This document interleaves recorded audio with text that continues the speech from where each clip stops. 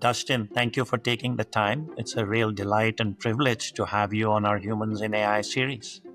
Yeah, absolutely. Thanks for having me. So let's start with your background, right? Like, what has excited you to be doing startups? Like, you've been part of some great companies. So would love to understand, right, what excites you about doing startups?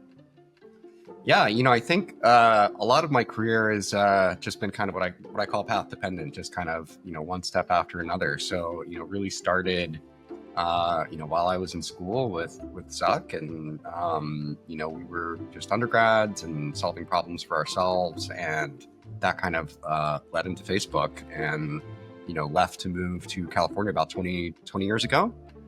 I did Facebook for about 5 years, and then as part of building Facebook, started building a lot of internal tools and tools focused on communication and collaboration. And that kind of led into starting Asana, which was largely based on an internal task management system that a few of us had built for Facebook. And so, yeah, one thing led to another. And then I actually didn't start as CEO there. My co-founder, Justin, started as CEO, but after a couple of years, I became CEO and then did that for about 14 years. And yeah, I think, what sort of has excited me about doing both of those is just the opportunity and the leverage to build something really important and impactful, just with a small group of people.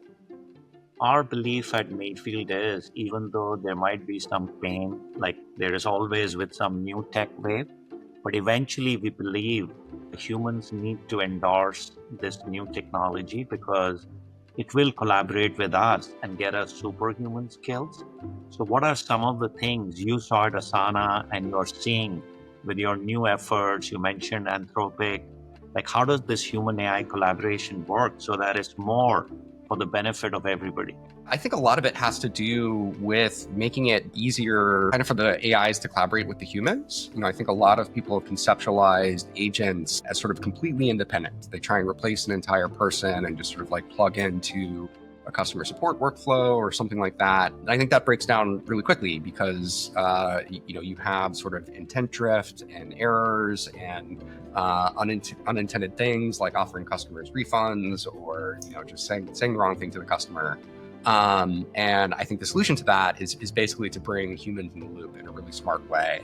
And I think as we get better at that, we will end up trusting the AIs to do more because we'll have more better oversight and therefore better leverage for the human on how they're expressing their intent to the AIs. And then you'll be able to let them do sort of larger scope things because of that engagement from the humans. And then they will be able to express their intent in very high level, very leveraged ways. And that will basically just become a superpower, a power tool in your tool belt. How do you see AI is changing that landscape? Like, do people need to reimagine like what SaaS means? Does the business model change? Does the delivery model change? What are some of your thoughts, right? Like, you've been a pioneer in this wave of SaaS. So what do these SaaS companies and entrepreneurs need to be thinking about, which I'm pretty sure you were thinking about while you were Asana building new products and endorsing this new way? There are a lot of different thare The main thing I would say is just, really go back to first principles and don't assume that the patterns from the past are the right patterns for now. I think things are going to change quite radically. One of the things that I feel more clear-minded about and have tried to implement at Asana is really trying to move more towards consumption pricing and away from subscription pricing. I think that the models, they can be quite powerful if you let them be, if you're willing to spend money. And a lot of the current scaffolds, including ChatGPT and Claude AI, are basically in this struggle with their user base over how the rate limits work. So this has been playing out, especially with Claude Code over the past few weeks. And the users basically expect infinite use on their subscriptions, even when, and they're buying more expensive subscriptions, maybe paying $200 a month. And Anthropic is saying, actually, you are actually spending way more than that. They've literally said, individual users have sometimes spent like thousands of dollars. Maybe they said in a day, certainly in a month. And so they're just straight losing money on that. And I think the right solution is to let the customer do as much as they want, but also pay for it. That's great. And since you're playing with some of the new AI technologies and some of the new foundational models, like what advice do you have for anyone who's working with AI right now? Yeah. Well, I'll just keep coming back to this point, but I think there's a lot of attention on which model to use. And I think people should pay more attention to what their interface is and what their scaffold is. And I think that the frontier models are not really so differentiated from each other at this point, but the scaffolds are becoming very, very differentiated. And I think Claude Code, again, as a scaffold, I think is part of what makes Claude so successful.